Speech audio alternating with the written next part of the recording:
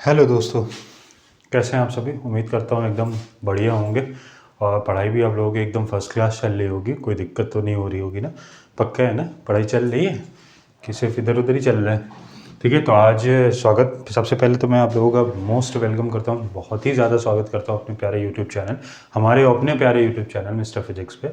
तो आज हम नई एनर्जी के साथ एक 12th क्लास का सिलेबस स्टार्ट करेंगे, जिसमें पहला ही चैप्टर से मैं स्टार्ट करूँगा, जहाँ पे बेसिक इंट्रोडक्शन के साथ मैं पूरा क्लास 12th आप लोगों का पेपर से पहले, मैं कोशिश करूंगा कि पेपर से पहले मैं पूरा का पूरा 12th क्लास फिनिश कर दूं, क्योंकि आप लोगों का बोर्ड का पेपर एक्चुअली मुझे जहाँ तक लगता है कि फेब तक हो जाएगा, फेब से स्टार्ट हो जाएगा।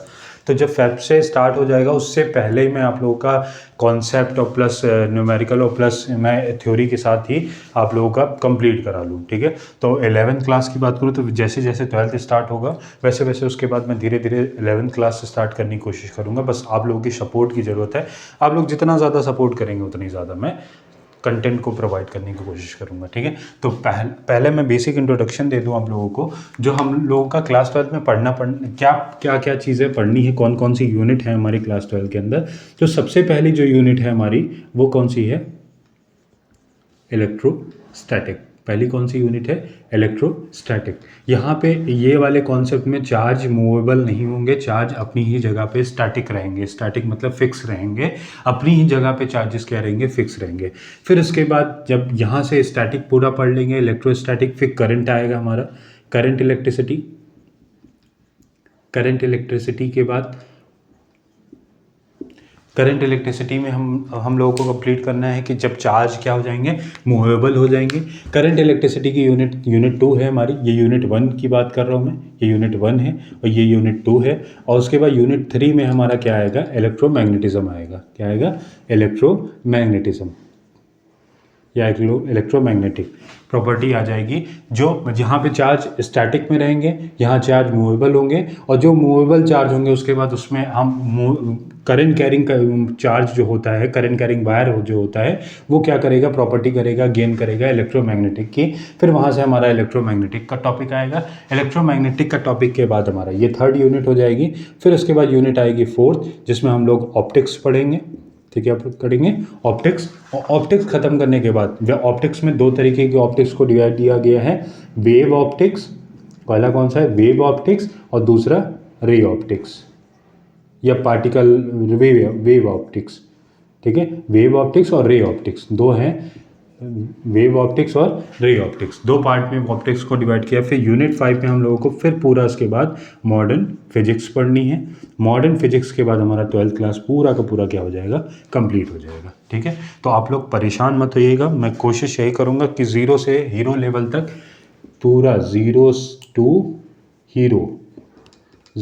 हीरो लेवल तक मैं आप लोगों को कॉन्सेप्ट लेके जाऊंगा। लो लेवल से पहले मैं आप लोगों का बेस कंप्लीट करने की कोशिश करूंगा। बेस कंप्लीट जैसे ही हो जाएगा, बेस जैसे ही बनेगा हम लोगों का, फिर उसके बाद मैं धीरे धीरे कॉन्सेप्ट को बढ़ाऊंगा, क्वेश्चन को ट्राई कराऊंगा। क्वेश्चन होने के बाद फिर उसके बाद मैं धीरे धीरे क्या करूंगा? कॉन्सेप्ट को जैसे जैसे बढ़ता चला जाएगा वैसे वैसे मैं कॉन्सेप्ट को इम्प्रूव करता चला जाऊँगा। और इम्प्रूव करने का और क्लास खत्म होने के बाद मैं आप लोगों को बेसिक से 2 फैक्ट बताऊँगा साइंस के अकॉर्डिंग। तो वो भी आप लोगों को बहुत ज़रूरी होना चाहिए, पता होनी चाहिए कि हमारे जो एक्चुअली में साइंस के फैक्ट क्या होते हैं। तो क्लास खत्म होने के बाद मैं आप लोगों को फैक्ट बताऊंगा और उसी के साथ मैं क्या कर दूंगा? क्लास को फिनिश कर दूंगा। ठीक है, तो वीडियो पसंद आए तो एक हम्बल रिक्वेस्ट है, वीडियो पसंद आए तो लाइक ज़रूर करिएगा। जैसे जैसे क्लासेस बढ़ती जाएंगे मैं कंटेंट को इम्प्रूव करने की कोशिश करूंगा। मैं कंटेंट को और क्वालिटी क्वांटिटी दोनों को इम्प्रूव करने की कोशिश करूंगा। बस आप लोगों की सपोर्ट की ज़रूरत है। ठीक है, तो एक बार मैं फिर एकदम रड में आके तैयार हो जाऊँ और मैं अपना नाम बता दूँ। मेरा नाम है विशाल मिश्रा। ठीक है, मैं पिछले 4 सालों से ऑफलाइन क्लासेस में पढ़ा रहा हूँ। ठीक है, अब मैं ऑनलाइन पढ़ाना स्टार्ट किया हूँ।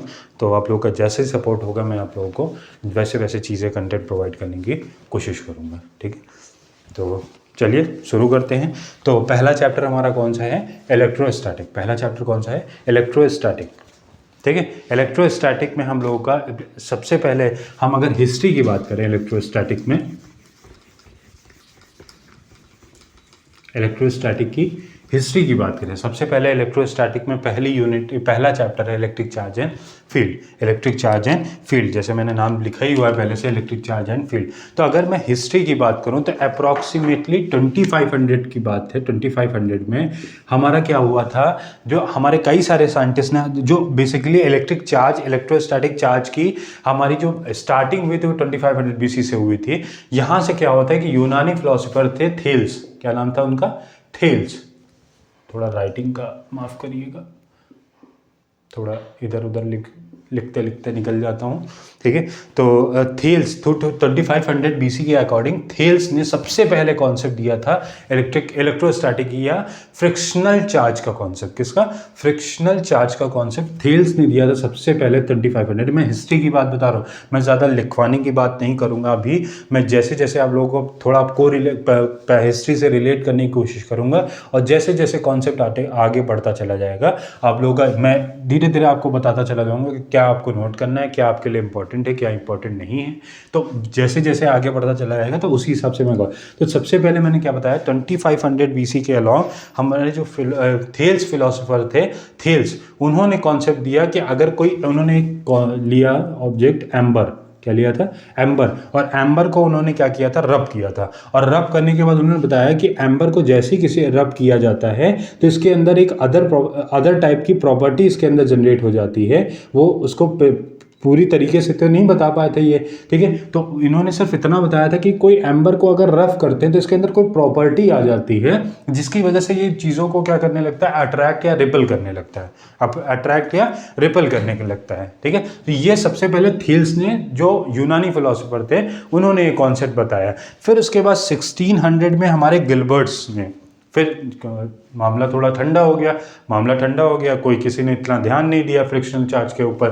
फिर उसके बाद हमारे गिलबर्ट्स ने 1600 में, कितने, 1600 में फिर से एक कॉन्सेप्ट आया। इन्होंने सिर्फ एम्बर नहीं लिया, इन्होंने एम्बर, ग्लास, सल्फर, कई सारी चीज़ों को लेके इन्होंने एक्सपेरिमेंट करके बताया कि वाकई में जब किसी, जैसे इन्होंने ग्लास को या एम्बर को लिया, एम्बर को जब रफ किया इन्होंने किसी से, या सिल्क से रफ किया एम्बर को, तो इन्होंने देखा कि एक जो सिल्क होता है और एम्बर होता है उसके पास अलग अलग प्रॉपर्टीज़ आ जाती हैं, अलग अलग क्या आ जाती है, प्रॉपर्टीज़ आ जाती हैं, जिसकी वजह से वहाँ से कॉन्सेप्ट आया अट्रैक्शन और रिपल्शन का। किसका, अट्रैक्शन और रिपल्शन का, अट्रैक्शन और रिपल्शन का कॉन्सेप्ट आया है, अट्रैक्शन और रिपल्शन का कॉन्सेप्ट आया। फिर हमारे पास धीरे धीरे इन्होंने एक्सपेरिमेंट तो कर दिया, एक्सपेरिमेंट करके बता भी दिया। फिर उसके बाद यहाँ से कॉन्सेप्ट आया, यहाँ गिलबर्ट्स ने कॉन्सेप्ट दिया किसका, फ्रिक्शनल चार्ज का। किसका, फ्रिक्शनल चार्ज का। यहाँ से फ्रिक्शनल चार्ज का किसका कॉन्सेप्ट है, सबसे पहले इलेक्ट्रोस्टैटिक की स्टार्टिंग में कॉन्सेप्ट आया फ्रिक्शनल चार्ज का। मतलब किसी, फ्रिक्शनल मतलब क्या होता है, फ्रिक्शन पढ़ा होगा ना आप लोगों ने, फ्रिक्शन 11th क्लास में। फ्रिक्शन जो क्या होता है, किसी भी दूसरी बॉडी से रफ करने पे कोई चीज़ अगर किसी से रफ करी जाती है तो वो वहाँ पे उसको क्या बोलते हैं, फ्रिक्शन। तो जब इन्होंने क्या किया, एम्बर था एक सिल्क था, एम्बर था एक सिल्क था, इन्होंने क्या किया, दोनों को रफ किया। रफ करने के बाद देखा कि इसके पास कोई प्रॉपर्टी अलग आ जाती है, इसके पास अदर प्रॉपर्टी आ जाती है, और दो प्रॉपर्टीज़ को स्पेसिफाई करके इन्होंने अट्रैक्शन, अब ये अगर किसी अदर चार्ज के पास, अदर चीज़ के पास लेके जाते तो अट्रैक्ट या रिपल करेगी, इसको अगर किसी चीज़ के पास लेके जाते तो क्या करेगी, अट्रैक्ट या रिपल करेगी। अब एक आपकी प्रॉपर डेली लाइफ के रिलेटेड एग्जांपल बताओ, आप लोगों ने बहुत ट्राई किया होगा, छोटे पे हो या अभी भी का ट्राई बहुत सारे लोग करते हैं। क्या होता है कि जब आप लोग क्या करते हैं, कॉम्ब लिए होंगे, कॉम्ब को उसके बाद हेयर पे रफ किया होगा, कॉम्ब को हेयर पे रफ किया होगा, तो क्या होता है कि उसके बाद कॉम्ब को रफ करने के बाद हम क्या करते हैं, पेपर के जो छोटे छोटे टुकड़े होते हैं उस पर अगर कॉम्ब को थोड़ा सा स्लाइड करते हैं या उसके पास से गुजारते हैं, वहाँ से निकलता है, तो वो क्या करता है, कॉम्ब चार्ज, वो जो पेपर होता है, पेपर को क्या कर लेता है, अट्रैक्ट कर लेता है, पेपर को क्या लेता है, अट्रैक्ट कर लेता है। क्योंकि क्यों होता है, क्योंकि एक्स्ट्रा चार्जेस कॉम्ब के अंदर ड्यू टू फ्रिक्शनल चार्ज आ गए हैं, उस कॉम्ब के अंदर एक्स्ट्रा चार्जेस डेवलप हो रहे हैं ड्यू टू फ्रिक्शन। हमारे हेयर से फ्रिक्शन होने की वजह से उसमें एक्स्ट्रा चार्ज आ गए हैं, तो जिसकी वजह से हमारा क्या हो गया है, वो पेपर जो न्यूट्रल था उसके अंदर कोई एक्स्ट्रा चार्ज नहीं थे, वो जैसे ही कॉम्ब के कांटेक्ट में आता है वो क्या करने लगता है, अट्रैक्ट या रिपल करने लगता है। ठीक है, अट्रैक्ट ही करता है, उस पेपर को अपनी तरफ क्या कर लेता है, खींच लेता है। ठीक है, जैसे आप लोगों को भी ना लड़के लड़कियां दिखती हैं तो आप क्या हो जाते हैं, अट्रैक्ट होने लगते हैं ना, उसको देखते ही दिल में कुछ कुछ होता है। ठीक है, तो वैसे ही उसके भी दिल में कुछ कुछ होता है, और पेपर को देख के कुछ कुछ होने की वजह से वो उसको क्या कर लेता है, अट्रैक्ट कर लेता है। ठीक है, तो यहाँ से हमारा किसका कॉन्सेप्ट आया, किसका, फ्रिक्शनल चार्ज का। किसका कॉन्सेप्ट आया, फ्रिक्शनल चार्ज का। ठीक है, अब जैसे कोई आपको क्या बहुत तेज़ी से हिट कर, यहाँ पे तमाचे में बहुत तेज़ी से एक तमाचा मारे, तो आपका गाल एकदम क्या हो जाता है, लाल लाल हो जाता है, एकदम हीट आ जाती है, क्योंकि जब वो मार रहा होता है तो आपका क्या होता है, फ्रिक्शनल चार्ज डेवलप होता है उसके हाथ से आपके गाल पे। तो क्या होता है, फ्रिक्शनल चार्ज का वहाँ से भी क्या हो जाता है, हमारा जो थोड़ा गाल होता है वो क्या हो जाता है, रेड हो जाता है, या हीट थोड़ी सी गर्मी आ जाती है, तो वहाँ भी क्या होता है, फ्रिक्शन होता है।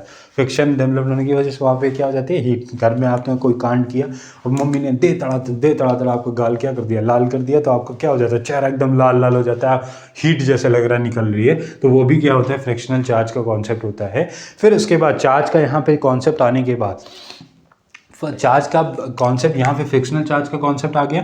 फ्रिक्शनल चार्ज का कॉन्सेप्ट आने के बाद हमारा Benjamin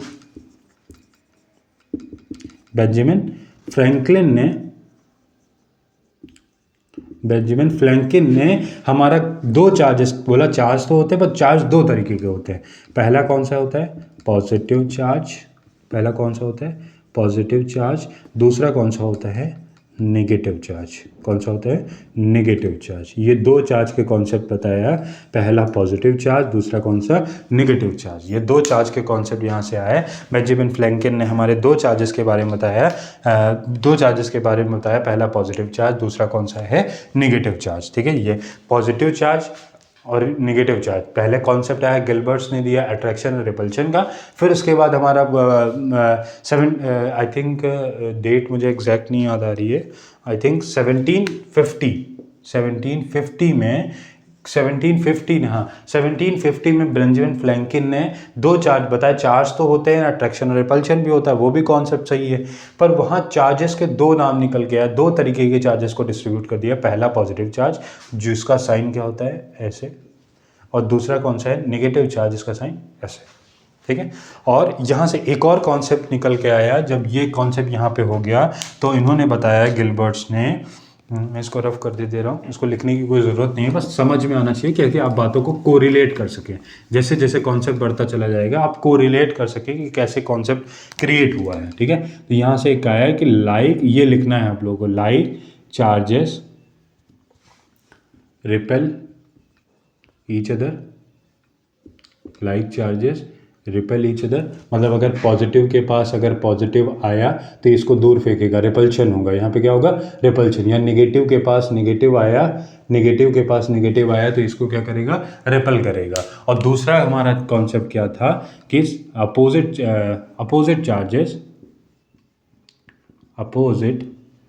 charges attract each other. ठीक है, जैसे पॉजिटिव के पास अगर नेगेटिव आया तो यहाँ इनका प्रेम प्रसंग चालू हो जाता है, ये एक दूसरे को क्या करने लगते हैं, अट्रैक्ट करने लगते हैं। ठीक है, तो like charges repel each other होगा। जैसे पॉजिटिव के पास पॉजिटिव आया तो क्या करेगा, रिपल्शन, नेगेटिव के पास नेगेटिव आया तो क्या करेगा, रिपल्शन करेगा। और अपोजिट चार्जेस मतलब अगर प्लस के पास माइनस आया तो क्या हो जाएगा, हमारा अट्रैक्शन होगा। क्या होगा, अट्रैक्शन होगा। अब इसका भी मैं अगर डेली बेसिस पे अगर एग्जांपल बताना चाहूँ, वैसे तो ज़्यादा कोरिलेट नहीं करता है, पर आप लोगों ने घर में देखा होगा स्पार्क होता है। क्या होता है, कभी कभी गलती से कोई वायर किसी में वायर में सेम वायर में चला जाता है तो वहाँ से क्या होता है, स्पार्क होता है। तो स्पार्क क्यों होता है, क्योंकि वहाँ चार्जेस सेम होने की वजह से वो एक तरीके की इलेक्ट्रॉन को दूर फेंक रहा होता है। दूर फेंकने की वजह से वहाँ से क्या निकलता है, स्पार्क निकलता है। क्या निकलता है, स्पार्क निकलता है। तो वो क्या एक्चुअली कर रहा होता है, इलेक्ट्रॉन को रिपल कर रहा होता है। और दूसरा अट्रैक्ट का कॉन्सेप्ट यहाँ से आया। ठीक है, तो दो तरीके के बेंजामिन फ्रैंकलिन ने 1750 में दो चार्जेस बताए, पॉजिटिव चार्ज, नेगेटिव चार्ज। फिर उसके बाद वहाँ से एक बात पता चली कि like charges ripple each other and opposite charges attract each other. मतलब अगर चार्जेस सेम है तो एक दूसरे को रिपल करेंगे, और अगर चार्जेस डिफरेंट है तो एक दूसरे को क्या करेंगे, अट्रैक्ट करेंगे। और ये बात आपको याद रखनी है, जब तक शादी ना हो जाए तब तक याद रखना। ठीक है, उसके बाद भूल जाना। ठीक है, तो ये कॉन्सेप्ट हमारा हो गया।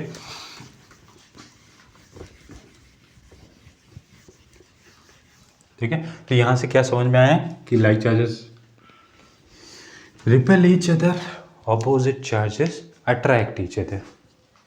ठीक है, ये हमारा पहला कॉन्सेप्ट, ये हिस्ट्री थी हमारी पूरी की पूरी, ये बेसिक इंट्रोडक्शन था कि चार्जेस कैसे बना। चार्जेस के बाद दो तरीके के चार्जेस के बारे में क्या बताया गया, पहला पॉजिटिव चार्ज, दूसरा negative charge. Like charges repel each other, opposite charges attract each other. ठीक है, दिमाग में एकदम बैठा लेना ये चीज़, ये जाना नहीं चाहिए ये चीज़। ठीक है, तो ये like charges repel each other और opposite charges attract each other. ठीक है, अब यहाँ से फिर उसके बाद हमारा बेसिक आया कि क्वांटाइजेशन ऑफ चार्ज। दूसरा कॉन्सेप्ट क्या है, quantization of charge. Quantization of charge क्या होता है, या क्वांटाइजेशन ऑफ चार्ज को छोड़ देते हैं, उससे पहले मैं इलेक्ट्रिफिकेशन की बात करता हूँ।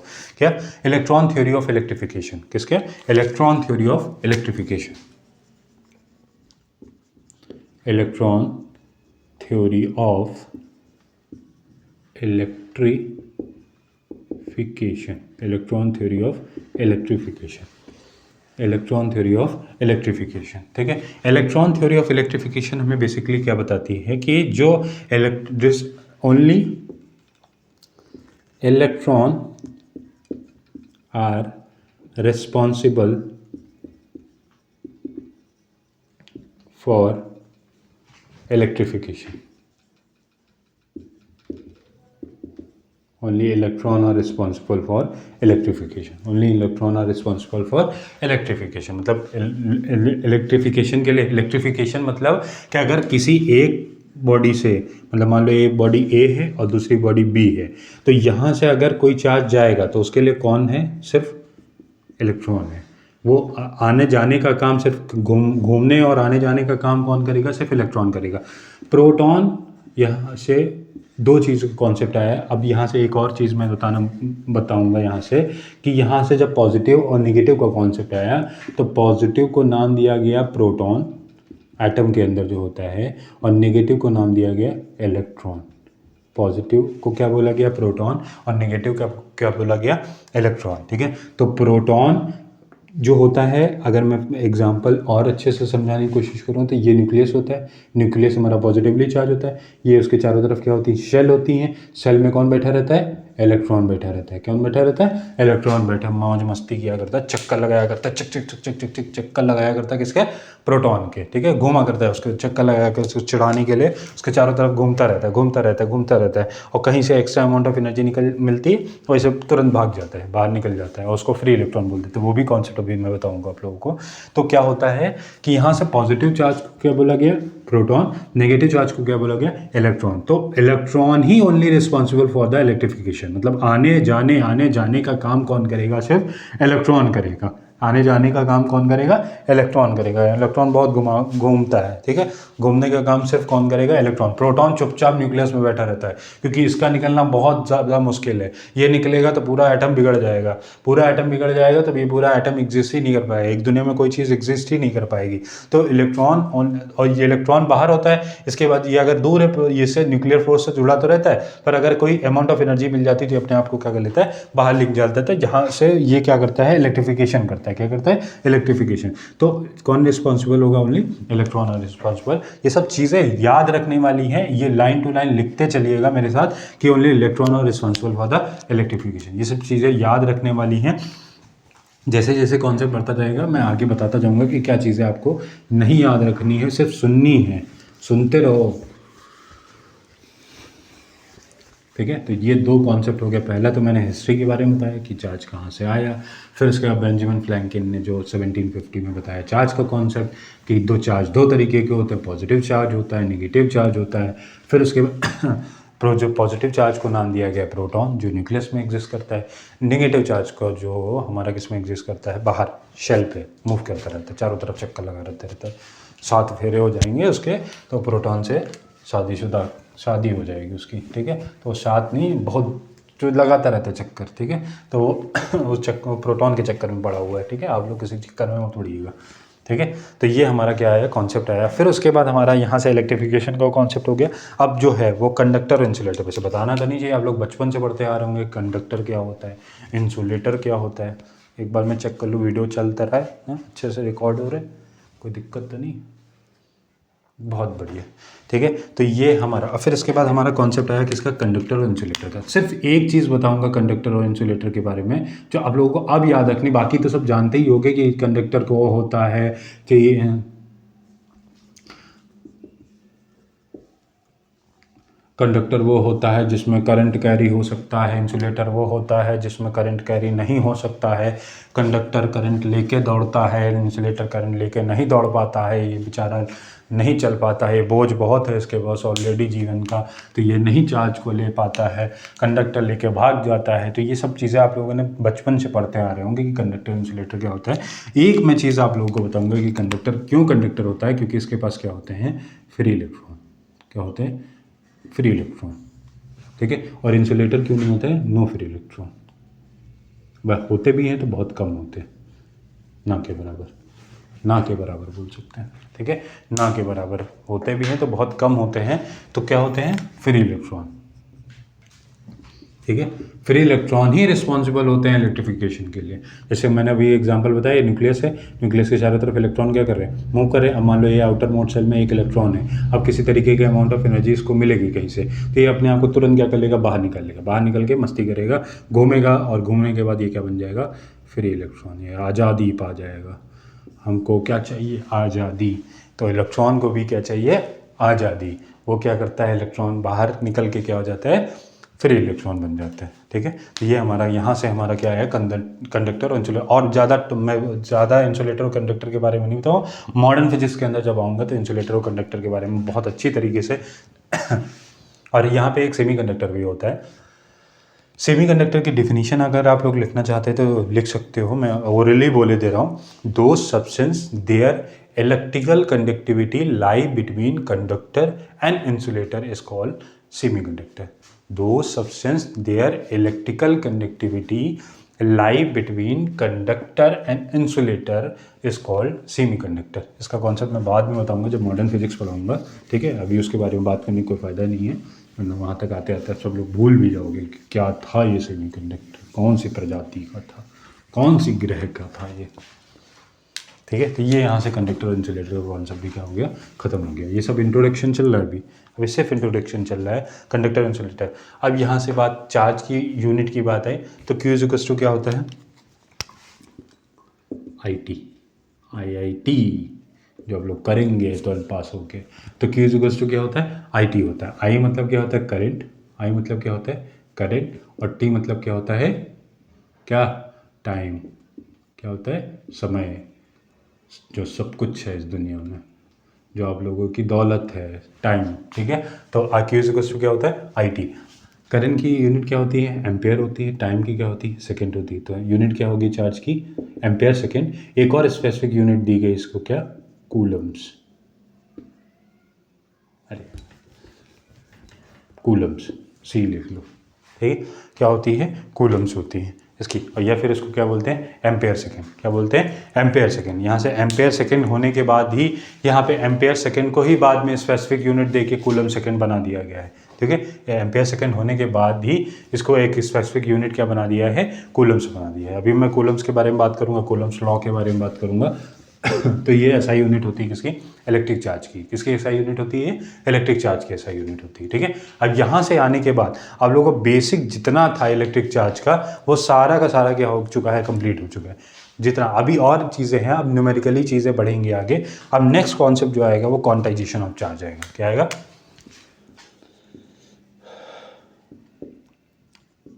Quantization of electric charge. Quantization of electric charge, quantization of electric charge. ठीक है, क्वांटाइजेशन ऑफ इलेक्ट्रिक चार्ज क्या होता है। अब क्वांटाइजेशन ऑफ इलेक्ट्रिक चार्ज मतलब है कि चार्ज अगर एक बॉडी से दूसरी, मतलब मान लो अगर एक ये बॉडी है, एक ये बॉडी है, ठीक, इससे इसको ये चार्ज देने वाला है। ठीक है, इसको ये चार्ज देने वाला है, तो ये इसको क्या करेगा, एक इलेक्ट्रॉन दे सकता है, 2 इलेक्ट्रॉन दे सकता है, 3 इलेक्ट्रॉन दे सकता है, 4 इलेक्ट्रॉन दे सकता है, इसी तरह n नंबर ऑफ इलेक्ट्रॉन दे सकता है इसको। ये इसको दे सकता है n नंबर ऑफ इलेक्ट्रॉन। तो हमेशा चार्ज जो डिवाइड होंगे या ट्रांसफ़र होंगे वो डेफिनेट फॉर्म में होंगे। इनडेफिनेट फॉर्म में कभी भी चार्ज का ट्रांसफॉर्मेशन नहीं होगा। मतलब ये कह दो कि ये इसको 3/5 इलेक्ट्रॉन दे रहा है, ये इसको 3.5 इलेक्ट्रॉन दे रहा है, ऐसा नहीं होगा। अगर देगा तो 3 देगा या 5 देगा। ये नहीं कि 3.5 इलेक्ट्रॉन दे रहा या 4.732541356 इलेक्ट्रॉन इसको दे रहा है, ऐसा नहीं है। ठीक है, तो हमेशा quantization of charge electric charge सिर्फ इतना कॉन्सेप्ट बताता है कि charge can not divided indefinitely, it can only divided definitely form. मतलब और फिर उसके बाद यहाँ से आया Q इक्वल्स टू क्या Ne, Q इक्वल्स टू क्या आया Ne आया, Q इक्वल्स टू क्या आया Ne। यहाँ पे N क्या होगा, नंबर ऑफ इलेक्ट्रॉन, N क्या होगा नंबर ऑफ इलेक्ट्रॉन सॉरी, ये क्या होंगे चार्ज ऑफ इलेक्ट्रॉन। और इलेक्ट्रॉन पे चार्ज कितना होता है क्या 1.6 इंटू 10⁻⁻19 कूलम। और प्रोटॉन पे क्या होता है पॉजिटिव का 1.6 इंटू 10⁻⁻19 कूलम। ठीक है, ये याद रखना हमेशा, चार्ज और इलेक्ट्रॉन दोनों सेम ही होते हैं, बस माइनस और प्लस का फर्क होता है। इलेक्ट्रॉन नेगेटिवली चार्ज होता है, इस वजह से नेगेटिव साइन आता है। प्रोटॉन पॉजिटिवली चार्ज होता है, इस वजह से उस पर क्या आता है पॉजिटिव चार्ज आता है। ठीक है, तो Q इक्वल्स टू क्या आया Ne। और Q मतलब होता है कि कितना चार्ज बॉडी के अंदर ट्रांसफर हुआ है, तो उसकी वजह से कितना चार्ज क्या होगा चेंज होगा। और यही हमारा बाद में क्या होता है क्वांटाइजेशन ऑफ चार्ज। और क्वांटाइजेशन ऑफ चार्ज होने के बाद यहीं से हमारा कॉन्सेप्ट, इसी फॉर्मूले से हमारा क्या है क्वांटाइजेशन ऑफ चार्ज को बताया गया। Q इक्वल्स टू क्या Ne। ठीक है, Q इक्वल्स टू Ne। जैसे मान लो अगर मैं एक एग्जांपल तुम्हें न्यूमेरिकल के फॉर्म में करना बताऊं, तो जैसे मान लो किसी बॉडी में का चार्ज 1.6 इंटू 10⁻⁻19 हो गया। ठीक, 10⁻⁻19 हो गया, तो बताओ नहीं 1.6 नहीं 3.2 इंटू 10⁻⁻19 हो गया चार्ज। तो बताओ उसमें कितने नंबर ऑफ इलेक्ट्रॉन ट्रांसफ़र हुए। तो क्या लगाओगे Q इक्वल्स टू क्या लगाओगे Ne। कितना हो गया 3.2 into 10⁻⁻19 n number of electron into electron 1.6 10⁻⁻19। अब ये क्या हो जाएगा यहाँ से 3.2 इंटू 10⁻⁻19 डिवाइड बाई 1.6 इंटू 10⁻⁻19, ये क्या आ जाएगा n के बराबर। 10⁻90 से पूरा कैंसिल हो जाएगा, ये पूरा 2 टाइम चला जाएगा, तो n इक्वल्स टू क्या आ जाएगा 2। मतलब कितने इलेक्ट्रॉन ट्रांसफर हुए हैं 2 इलेक्ट्रॉन ट्रांसफर हुए हैं। तभी हमारा क्या हुआ है कि एक बॉडी से चार्ज कितना हो गया है 3.2 इंटू 10⁻⁻19 चार्ज। ठीक है, और डायरेक्टली अगर तुम्हें देखना है कॉन्सेप्ट, अगर तुम कंपटीशन में बैठे हो तो डायरेक्टली देखो 1 पॉइंट का कितना ही होना है, तो दुगना है, ये 1.6 का दुगना है, तो दुगना मतलब 2 इलेक्ट्रॉन, तिगना मतलब 3 इलेक्ट्रॉन। ठीक है, तो ये हमारा कॉन्सेप्ट हो जाएगा यहाँ से क्वांटाइजेशन ऑफ चार्ज। किसका हो जाएगा क्वांटाइजेशन ऑफ। एग्जांपल करके भी मैंने समझा दिया आप लोगों को कि क्वांटाइजेशन ऑफ चार्ज के न्यूमेरिकल कैसे पूछे जाते हैं। या आपको n दे देगा, मान लेता किसी में 500 इलेक्ट्रॉन ट्रांसफर हुए, तो बताओ उस बॉडी का चार्ज कितना हो जाएगा। ठीक है, तो ये भी पूछ सकता है आपको। ठीक है, पूछने के कई सारे तरीके होते हैं। कोई किसी को दोस्त को भी कह के पूछवाता है डू यू लव हर, कोई डायरेक्टली जाके बोलता है मैं तेरे से वो करता है क्या। ठीक है, तो क्वांटाइजेशन ऑफ चार्ज। अब 2-3 बातें हैं, मैं आप लोगों को बेसिक है, अभी बेसिक ही चल रहा है, तो इस वजह से 2-3 बातें और हैं जो आप लोगों को इसी बेसिक इंट्रोडक्शन में बता दूंगा। देखो, पॉजिटिवली चार्ज मतलब होता है, पॉजिटिवली चार्ज बॉडी मीन्स होता है किसी बॉडी अगर पॉजिटिवली चार्ज है तो इसके मतलब होता है deficiency of electron, deficiency of electron. और नेगेटिवली चार्ज अगर बॉडी होती है, नेगेटिवली चार्ज होती है अगर बॉडी, तो उसका मतलब होता है एक्सेस ऑफ इलेक्ट्रॉन। क्या होता है एक्सेस ऑफ इलेक्ट्रॉन। और हर जगह देखो इलेक्ट्रॉन का ही नाम आ रहा है, प्रोटॉन कहीं नहीं आ रहा है। कौन आ रहा है इलेक्ट्रॉन ही हर जगह कूद रहा है, लेकिन क्योंकि इलेक्ट्रिफिकेशन के लिए रिस्पॉन्सिबल कौन होता है इलेक्ट्रॉन रिस्पॉन्सिबल होता है, इस वजह से हर जगह इलेक्ट्रॉन ही आएगा। ठीक है, प्रोटॉन प्रोटॉन कहीं नहीं आ जाता। तो एक चीज़ ये भी है कि हमारा पॉजिटिवली चार्ज मतलब होता है deficiency of electron, positively charge body मतलब होता है डिफिशियंसी ऑफ इलेक्ट्रॉन, और नेगेटिवली चार्ज बॉडी मतलब होता है एक्सेस ऑफ इलेक्ट्रॉन। एक्चुअली मतलब कि अगर एक बॉडी, अब फिर से वही चीज़ ये है, ठीक। अब इसने क्या किया है, इलेक्ट्रॉन इसको दिया है, तो ये क्या हो गई, पॉजिटिवली चार्ज होगी, और ये क्या हो गई, नेगेटिवली चार्ज होगी। मतलब इसने इसको चार्ज दिया, इसने कहा कि मेरे पास 500 चार्जेस की कमी है तो मुझे दे दो, मैं बाद में वापस कर दूंगा तुम्हें, ठीक है। ये तुम हो, ये तुम्हारा दोस्त है। इसने कहा, तुम्हारे दोस्त ने कहा कि मुझे 500 रुपये दे दो, मैं तुम्हें बाद में वापस कर दूंगा। तुमने क्या किया, फटाक से उसको 500 रुपये दे दिए। अब तुमने क्या सोचा, तुमने ये सोचा कि मेरे पास 500 का बैकअप पहले से बना हुआ, जब मुझे ज़रूरत पड़ेगी मैं अपने दोस्त से वापस मांग लूँगा वो 500 रुपये। तो आप अपने आप को क्या समझेंगे, पॉजिटिवली चार्ज समझेंगे कि आपके पास 500 रुपये एक्स्ट्रा आपने क्या करके रखे हैं, सेव करके रखे हैं किसी और के पास। इसको क्या लगेगा कि मुझे उसको 500 रुपये वापस करने हैं, तो उसको एक बर्डन लगेगा। तो ये क्या करेगा, इसके पास हो तो पैसे ज़्यादा गए, एक्सेस ऑफ इलेक्ट्रॉन, चार्जेस तो हो गए इसके पास, 500 रुपये तो ये अमीर बन गया, पर ये क्या करेगा, इसको सोचे, अगर वो अच्छा दोस्त होगा तो सोचेगा कि इसको देना भी है वापस, देता नहीं है कभी, ठीक है। तो ये क्या करेगा, इसको देने की कोशिश करेगा। तो ये अपने आप को क्या फील करेगा, ये निगेटिवली चार्ज हो जाता है, और ये क्या हो जाता है, पॉजिटिवली चार्ज हो जाता है, ठीक है। ये क्या हो जाता है, पॉजिटिवली चार्ज मतलब deficiency of electron, negatively charge मतलब एक्सेस ऑफ इलेक्ट्रॉन। ये एक कॉन्सेप्ट था जो मैं आप लोगों को बता रहा था कि पॉजिटिवली चार्ज मतलब क्या होता है, नेगेटिव चार्ज मतलब क्या होता है। 2-3 कॉन्सेप्ट और हैं, साथ ही साथ देखते देखते चलो, चलते चलते कल क्या है, हंसते हंसते कट जाएंगे रास्ते, ऐसे पढ़ते पढ़ते 12th पास हो जाओगे, ठीक है।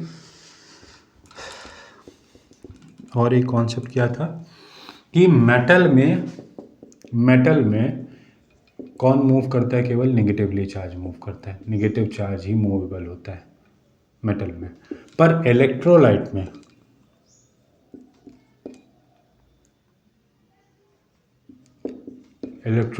बोथ पॉजिटिव भी और नेगेटिव भी, दोनों के दोनों मूवेबल, क्योंकि यहाँ जो चार्ज होते हैं वो चार्ज की फॉर्म में, यहाँ आयंस की फॉर्म में होता है। इलेक्ट्रोलाइट में आयंस के फॉर्म में होता है, इस वजह से दोनों लोग मूव करते हैं, पॉजिटिव भी मूव करता है, नेगेटिव भी मूव करता है। पर मेटल की बात करें तो मेटल में सिर्फ कौन मूवेबल होता है, नेगेटिव चार्ज मूवेबल होता है। मेटल में कौन मूवेबल होता है, सिर्फ नेगेटिव चार्ज मूवेबल होता है, ठीक है। ये एक और कॉन्सेप्ट था। एक लास्ट कॉन्सेप्ट मेरा बचा हुआ है जो मैं आप लोगों को बस एक लास्ट इंट्रोडक्शन का कॉन्सेप्ट, बेसिक कॉन्सेप्ट की बेसिक डिफरेंस क्या होता है बिटवीन कंडक्टर एंड इंसुलेटर। तो बेसिक डिफरेंस जो होता है कंडक्टर और इंसुलेटर के मतलब होता है कि अगर कोई कंडक्टर है, ये मान लो एक कंडक्टर है, तो अगर मैंने इसको चार्ज दिया, अगर इसको मैंने चार्ज दिया तो ये क्या कर लेगा, उस पूरे चार्ज को अपनी पूरी सरफेस पे क्या कर लेगा, डिस्ट्रीब्यूट कर लेगा, उस पूरे सरफेस पे अपने आप को क्या कर लेगा, डिस्ट्रीब्यूट कर लेगा। पर अगर इंसुलेटर की बात करें तो इंसुलेटर क्या करता है कि जहाँ चार्ज जाता है, चार्ज जहाँ डिस्ट्रीब्यूट किया रहेगा वहीं पे पुट ऑन हो जाएगा, वहीं पे क्या हो जाएगा, पुट ऑन हो जाएगा। ये सरफेस पे डिस्ट्रीब्यूट नहीं करेगा, चार्ज जहाँ जाएगा वहीं पे क्या हो जाएगा, पुट ऑन हो जाएगा, और वो पूरी सरफेस पे क्या नहीं होता है, डिस्ट्रीब्यूट। जैसे वायर है, मान लो ये वायर है, अब वायर से इधर मैंने कनेक्ट किया, अब वायर कंडक्टर का है, ठीक। अब वायर जैसे इधर कनेक्ट करेंगे तो ये पूरे सरफेस पे क्या कर देगा, इसको डिस्ट्रीब्यूट कर देगा।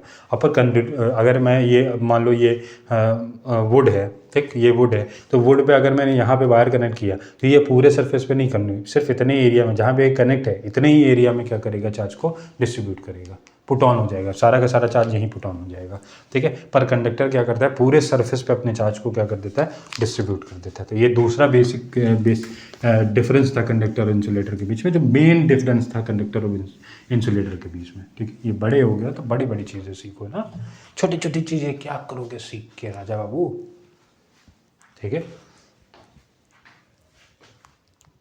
ठीक। तो ये यहाँ से आपका पूरा का पूरा क्वांटाइजेशन ऑफ चार्ज का बता दिया। एक टॉपिक और है बस लास्ट, कंजर्वेशन ऑफ चार्ज। किसका, conservation of electric charge. Conservation of electric charge क्या कहता है कि conservation of electric charge can neither be created nor be destroyed, it can only transfer from one body to another body. ये conservation of charge, ना मुझे कोई मिटा सकता है ना कोई बना सकता है, मैं सर्वस्व हूँ, मैं एक जगह से दूसरी जगह आराम से आ जा सकता हूँ, ठीक है। इसी तरह कंजर्वेशन ऑफ चार्ज की बात करें या कंजर्वेशन ऑफ एनर्जी की बात करें, तो कंजर्वेशन ऑफ चार्ज की बात करें या कंजर्वेशन ऑफ एनर्जी की बात करें तो charge can nether be created nor be destroyed, इसी तरह energy can nether be created nor be destroyed, ठीक है। तो ये हमारा क्या कहता है, कॉन्सेप्ट किसका कहता है, कंजर्वेशन ऑफ चार्ज, ठीक है। एक एग्जाम्पल लेके बनाता हूँ मैं यूरेनियम का। यूरेनियम का क्या होता है 238 होता है और यहाँ पे क्या होता है 92। थोरियम के साथ निकलता है 234 और यहाँ पे कहता है 90 प्लस हीलियम टूटता है 4 और 2। हीलियम कितना टूटता है 4 और 2, 4 और 2। ठीक है, तो ये हमारा क्या होता है, ये एग्जाम्पल है कंजर्वेशन। जितना था उतना ही क्या हुआ रिलीज हुआ। 92 है, इसको 91 ना समझ लेना, 92 बेटा। ठीक है, ये कहता है 92 और ये 4 कितना हो जाएगा 238 ही हो जाएगा और 90 प्लस 2 कितना हो जाएगा 92 हो जाएगा। तो ये क्या हो जाएगा यूरेनियम थोरियम और प्लस हीलियम में टूटेगा। तो हमारा ये क्या आ जाता है कि पूरे सिस्टम का, आइसोलेटेड सिस्टम का, पूरे सिस्टम का चार्ज क्या रहता है हमेशा कांस्टेंट रहता है या कंजर्व्ड रहता है। क्या रहता है कंजर्व्ड। अगर भी बहुत कंजर्व्ड रहता है, पूरे आइसोलेटेड सिस्टम का चार्ज क्या रहता है कंजर्व्ड रहता है। ठीक है, तो ये आपका पूरा बेसिक ख़त्म हो चुका है। अब यहाँ से ये अभी के लिए मैं क्लास कंटिन्यू रखूँगा। कूलम्स लॉ बता के फिर मैं क्लास को स्टॉप कर दूँगा। कूलम्स लॉ और बताऊँगा, फिर इसके बाद नेक्स्ट लेक्चर में हम आगे बात करेंगे। कूलम्स लॉ होने के बाद वेक्टर लॉ होगा कूलम्स का, फिर उसके बाद हमारा क्या हो जाएगा कूलम्स लॉ खत्म हो जाएगा, फिर इलेक्ट्रिक चार्ज एंड फील्ड का कॉन्सेप्ट आ जाएगा, इलेक्ट्रिकल इंटेंसिटी का कॉन्सेप्ट आ जाएगा। ठीक है, मैं ऐसे पढ़ाने की कोशिश करूँगा जिसमें आपको इंटरेस्ट डेवलप हो फिजिक्स में। Physics is not a boring subject. बहुत लोग बोलते हैं फिजिक्स एक बोरिंग सब्जेक्ट है, पर ऐसा बिल्कुल भी नहीं है। फिजिक्स सिर्फ एक समझने की वो होती है कि आपको कितने अच्छे से फिजिक्स समझ में आती है। जितना ज़्यादा आप कोरिलेट करने की कोशिश करेंगे फिजिक्स को अपनी डेली बेसिस की लाइफ पे, उतनी ही ज़्यादा आपको फिजिक्स समझ में आएगी। Physics is everything. जितना ज़्यादा आप समझने की कोशिश करेंगे, पढ़ने की कोशिश करेंगे, उतने ही ज़्यादा कॉन्सेप्ट आपको को समझ में आएंगे। और रिवीजन मस्ट है। रिवीजन कर करके पूरा दिमाग में एकदम चीज़ें बसा लेनी है। जितना ज़्यादा रिवीजन होगा उतनी ही ज़्यादा चीज़ें बेहतर होंगी। और physics is not a boring subject, बहुत ही बेहतर सब्जेक्ट है फिजिक्स। बस सिर्फ एक चीज़ की कमी है समझने की। समझ में आ गया तो सब कुछ ठीक है, नहीं समझ में आया तो कुछ भी नहीं ठीक है। ठीक है, तो समझने की कोशिश करो फिजिक्स को, अपनी डेली बेसिस की लाइफ से समझने की कोशिश करो, रोज़ पढ़ने की कोशिश करो। चाहे वो फिजिक्स हो या केमिस्ट्री हो, कोई भी सब्जेक्ट बोरिंग नहीं होता है। सिर्फ इतना होता है कि मैं चीज़ों को कोरिलेट नहीं कर पाता अपने दिमाग में। कोरिलेट ना होने की वजह से वो सब्जेक्ट मुझे बोरिंग लगने लगता है। हम उसको अपने माइंडसेट में बैठा ही नहीं पाते हैं। इस वजह से हमें लगता है कि फिजिक्स बहुत टफ़ है या केमिस्ट्री बहुत टफ़ है या बायो या मैथ्स बहुत टफ़ है। कोई चीज़ टफ़ नहीं होती। बस फ़र्क सिर्फ ये होता है कि हम लोग क्या करते हैं, उन चीज़ों को बेहतर तरीके से अपने हिसाब से, दूसरों के हिसाब से नहीं, अपने हिसाब से कैसे अपने दिमाग में रख सकते हैं। क्योंकि दूसरों का अलग अलग चीज़ों का अलग अलग तजुर्बा होता है पढ़ने का, करने का। कोई 1 घंटे में चीज़ें कैप्चर कर लेता है, कोई 5 घंटे में वही चीज़ कैप्चर करता है। किसी को 1 घंटे में वो चीज़ समझ में आ जाती है, किसी को 5-5 घंटे लगते हैं वो चीज़ समझने में। तो अपनी खुद की बेसिस पे कि आप कैसे समझ में आता है, आप लोग को कैसे दिमाग में स्टोर होता है। किसी को लिख के स्टोर होता है, किसी को पढ़ के होता है, किसी को टहल के होता है, ऐसे ऐसे घूम घूम के पूरे रूम में घूम के किसी को स्टोर हो जाता है। तो ये आप लोगों को समझना कि आप लोग कैसे पढ़ेंगे, कैसे आप लोगों को दिमाग में स्टोर होंगी चीज़ें, उतनी ही तेज़ी से आप लोग क्या करेंगे, ग्रैब करने की कोशिश करेंगे। ठीक है, तो 1 मिनट का रेस्ट लूँगा, आप लोग भी अपना रेस्ट ले लो।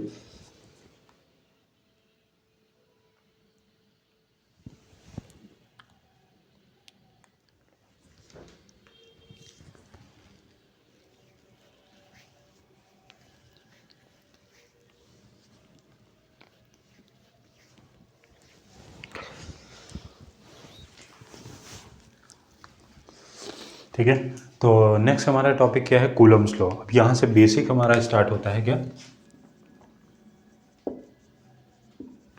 Coulomb's law.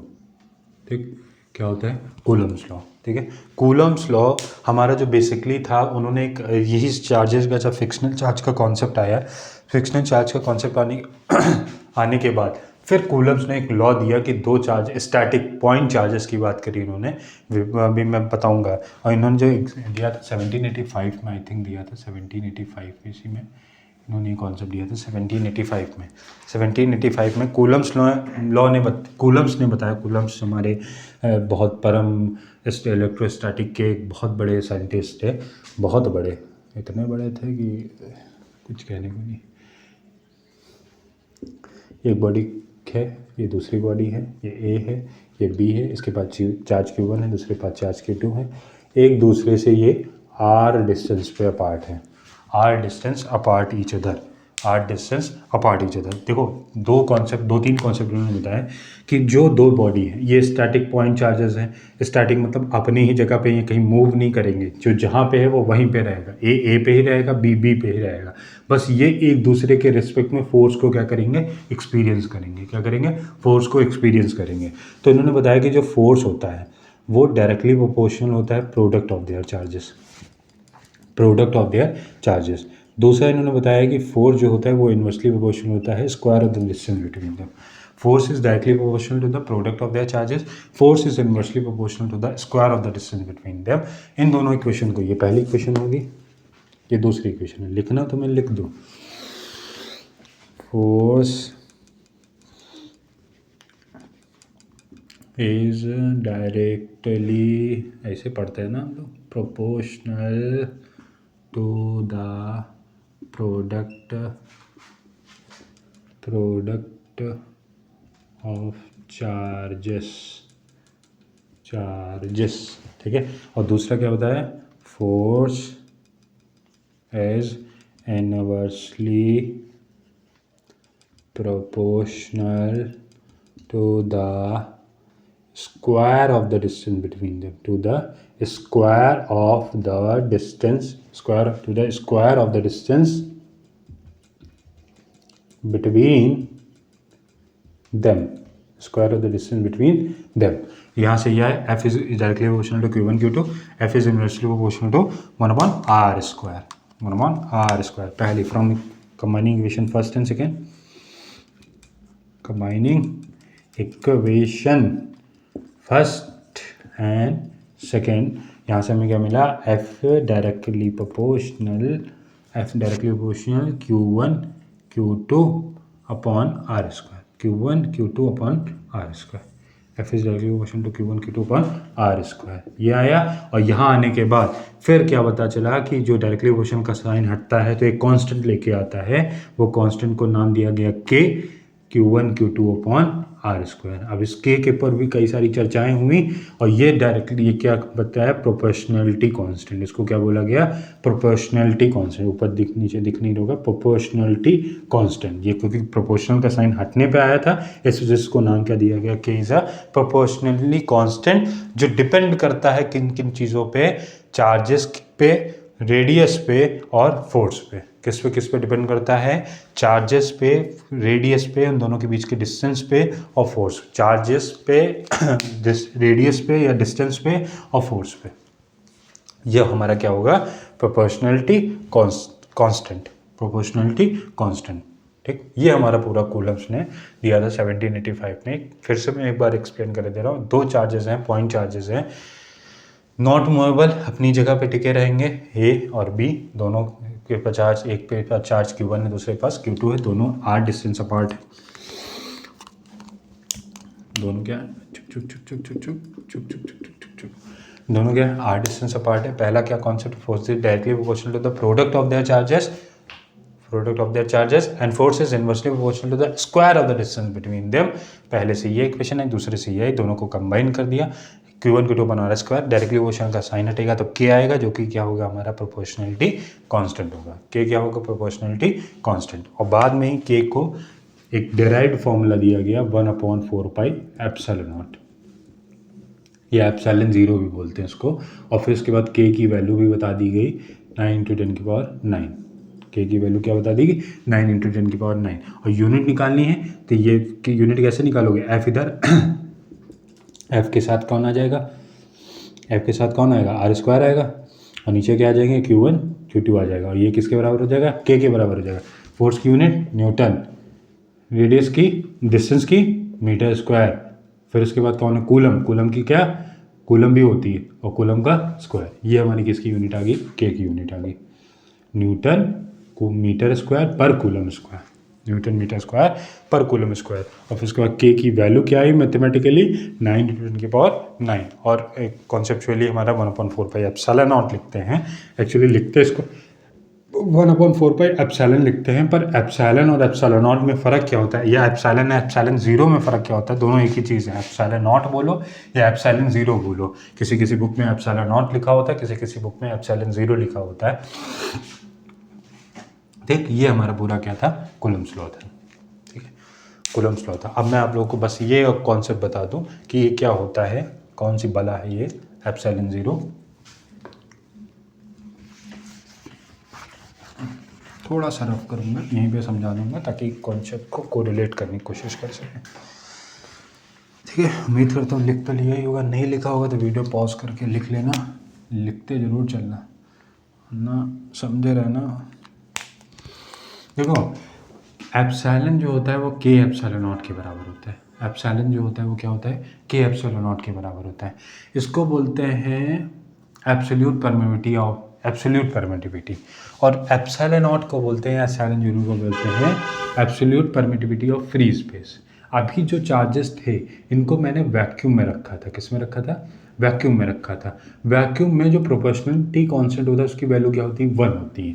तो यहाँ पे अगर एप्सिलॉन रखें तो क्या हो जाएगा, 1 एप्सिलॉन नॉट हो जाएगा। तो एप्सिलॉन की जगह पे क्या रखते हैं, एप्सिलॉन नॉट रखते हैं। इस वजह से अगर मैं जनरली फॉर्मूला की बात करूँ फोर्स की, तो 1/4π epsilon Q1 Q2 upon r square होता है, ये फोर्स का फॉर्मूला होता है। यहाँ एप्सिलॉन की जगह पे वैक्यूम में रखा तो के की वैल्यू क्या होगी, 1। तो एप्सिलॉन की जगह पे क्या आ जाता है, एप्सिलॉन नॉट आ जाता है। व्हेन ये वैक्यूम या एयर की बात है, वैक्यूम या एयर की बात है, यहाँ पे 1/4π क्या आ जाता है, एप्सिलॉन नॉट आ जाता है, Q1 Q2 upon r square हो जाता है, एप्सिलॉन नॉट आ जाता है। और अगर इन्हीं चार्जेस को वैक्यूम में न रखे किसी अदर मीडियम में रखें, या मान लेते हैं ऑयल में रख दिया, इसको ऑयल में रख दिया, ग्लास में रख दिया, वाटर में रख दिया, कहीं भी रख दिया, तो हर जगह की जो के की वैल्यू होती है वो डिफरेंट होती है। मतलब ऑयल की अलग होगी, ग्लास की अलग होगी, वाटर की अलग होगी। जो जो अगर different for different medium,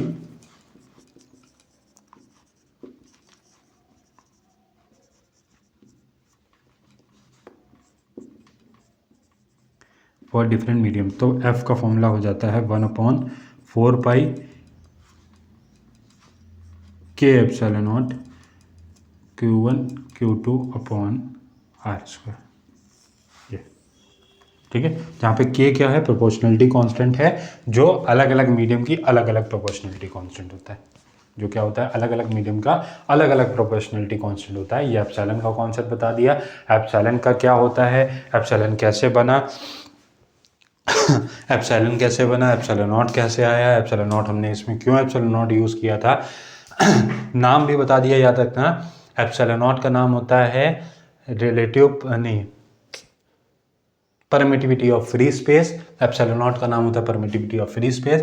epsilon not का होता है absolute permittivity of medium, absolute permittivity of material medium, absolute permittivity of material medium. Her material की अलग अलग में होती है, जिसी वजह से इसका ये मल्टीपल किसका होता है, के का होता है। किसका होता है, के का होता है। और ये एप्सिलॉन नॉट फ्री स्पेस की परमिटिविटी को बताता है, परमिटिविटी ऑफ फ्री स्पेस। और एप्सिलॉन नॉट की वैल्यू भी याद रखना हमेशा,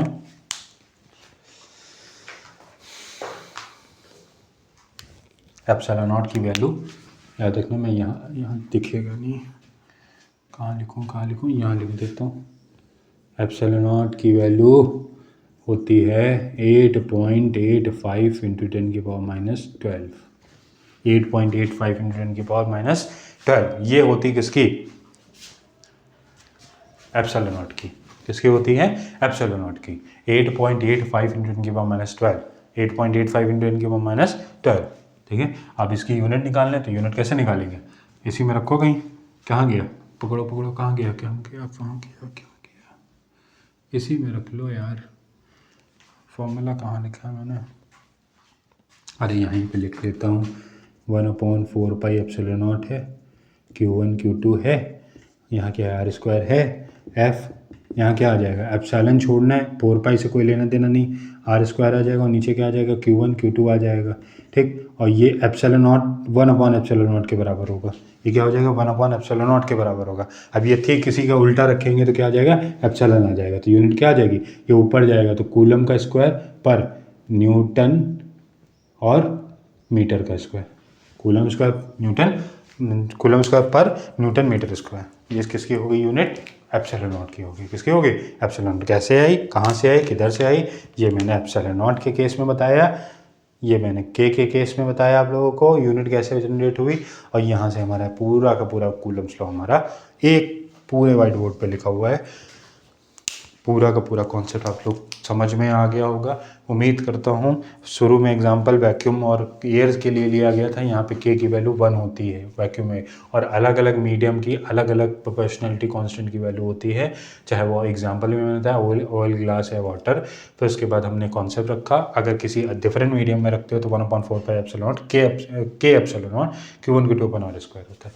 ठीक है, तो यहाँ तक की उम्मीद करता हूँ बहुत अच्छी तरीके का आप लोगों को क्वेश्चन कॉन्सेप्ट समझ में आएगा। मैंने पूरी कोशिश करी है कॉन्सेप्ट समझाने की। अभी मैं और थोड़ा पढ़ाना चाहता था, मेरे को प्यास लगी बहुत तेज़ और यहाँ पानी अवेलेबल नहीं है। ठीक है, तो थैंक यू सो मच। उम्मीद करता हूँ वीडियो पसंद आया होगा। अगर पसंद आया है तो लाइक करिएगा, चैनल को सब्सक्राइब करिएगा। बहुत बहुत धन्यवाद आप लोगों का। बहुत ही ज़्यादा एनर्जी के साथ चीज़ें ख़त्म करी हम लोगों ने, और जैसे जैसे कॉन्सेप्ट पढ़ता चला जाएगा वैसे वैसे मैं आप लोगों को और कॉन्सेप्ट इम्प्रूव करने की कोशिश करूँगा और कॉन्सेप्ट को और बेहतर बनाने की कोशिश करूँगा। जितना ज़्यादा चीज़ें ठीक तरीके से आप लोगों का सपोर्ट मिलेगा वैसे ही मैं कॉन्सेप्ट को और बढ़ाता चला जाऊँगा। आप लोगों का सपोर्ट मिलेगा, मैं डिजिटल बोर्ड लगवा लूँगा और डिजिटल बोर्ड पे उसके बाद पढ़ाऊँगा एकदम धांसू तरीके से। वहाँ पे तो कॉन्सेप्ट और अच्छे से समझ में आएंगे। वहाँ तो मैं चार्ज को उठा के फेंक भी सकता हूँ इधर से उधर, तो वो और तरीके से अच्छे से समझ में आएगा। तो पसंद आया तो वीडियो को लाइक ज़रूर करिएगा, चैनल को सब्सक्राइब करके जाइएगा। ये हमारी जर्नी जो है मिस्टर फिजिक्स के साथ आज से स्टार्ट हो रही है और ये आप लोगों के बहुत दूर तक चलेगी, बहुत ही ज़्यादा दूर तक चलेगी। बस एक चीज़ की ज़रूरत है आप लोगों के सपोर्ट की। ठीक है, आप लोगों के सपोर्ट की ज़रूरत है। आप लोग जितना ज़्यादा सपोर्ट करेंगे उतने ही ज़्यादा तरीके से मैं आप लोगों को कंटेंट प्रोवाइड करने की कोशिश करूँगा। तरीका ऐसा दूंगा पढ़ाने का, तरीका ऐसा सिखाऊंगा कि दिमाग में एकदम स्टोर हो जाएगा। कहीं भी कॉन्सेप्ट, किसी चीज़ कॉन्सेप्ट में कोई दिक्कत नहीं होगी। मुझे पता है कि 50 टीचर ऑनलाइन अवेलेबल हैं आप लोगों को पढ़ाने के लिए, पर कोशिश मेरी यही है कि उन 50 से मैं जो 51 वाला टीचर हूँ तो वैसे ही मैं अलग कंटेंट लाने की कोशिश करूँ, आप लोगों को समझाने की कोशिश करूँ, आप लोगों के दिमाग में स्टोर करने की कोशिश करूँ। ठीक है, तो उम्मीद करता हूँ जब वीडियो देखेंगे उसके बाद आप प्रॉपर फॉर्म में आप लोग मेरे साथ जुड़ेंगे। जो भी अगर गलतियां हैं, कुछ भी चीज़ें जो नहीं समझ में आई, प्लीज़ कमेंट करके बताइएगा कि आप लोगों को क्या चीज़ नहीं समझ में आई, क्या चीज़ मुझे इम्प्रूव करनी चाहिए, क्या चीज़ कैसे करना चाहिए। कैमरा क्वालिटी में हो सकता है थोड़ी बहुत दिक्कत हो आप लोगों को, तो कैमरा क्वालिटी में मैं धीरे धीरे कोशिश करूँगा कि सही करने की। ठीक है, तो थैंक यू सो मच, बहुत थैंक यू सो मच। और मैंने बोला था कि क्लास ख़त्म होते ही मैं आप लोगों को 2 फैक्ट बताऊँगा। तो कोई भी एक मतलब क्लास ख़त्म होने के बाद कोई भी साइंस से रिलेटेड 2 फैक्ट बताने की कोशिश करूँगा। जो 2 फैक्ट होंगे वो हमारे साइंस से रिलेटेड होंगे। किससे रिलेटेड होंगे, साइंस से रिलेटेड होंगे। ये आप लोगों को स्क्रीनशॉट लेना तो ले लो, फिर मैं आपको 2 फैक्ट बताऊँ, बहुत प्यारे प्यारे फैक्ट। पहला फैक्ट हमारा यहाँ ये है कि मून से अर्थ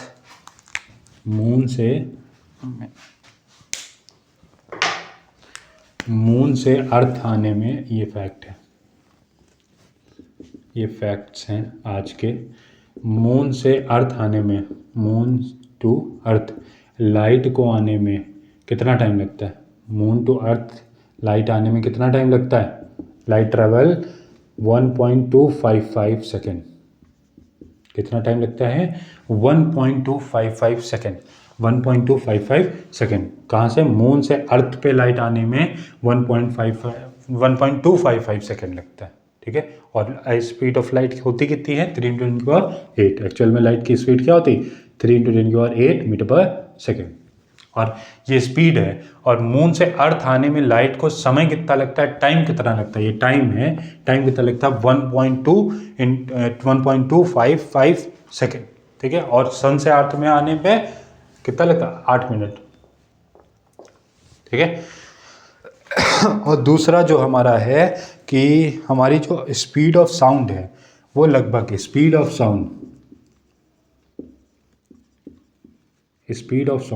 जो हाइयर पॉसिबिलिटी होती है, स्पीड ऑफ साउंड की जो हाइयर पॉसिबिलिटी होती है वो 1230 किलोमीटर पर आवर की स्पीड से ट्रैवल कर सकती है।